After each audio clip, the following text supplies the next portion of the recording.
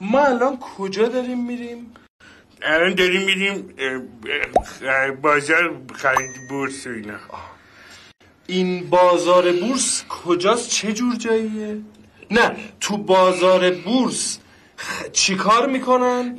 یه بازاریه که توش پر از مغازه و کفش فروشی و طلا فروشی و ایناست. آی کیو بازار بورس، بورس سهام کارخانجات شرکت ها اینا رو خرید و فروش میکنن اونجا. پاساژه؟ خب این خودم میدونستم که اونجا بازاریه که کفش فروشی داره. باز الان همونو میگه. جوار فروشی نه، جوار فروشی داره، ماهی هم میفروشن.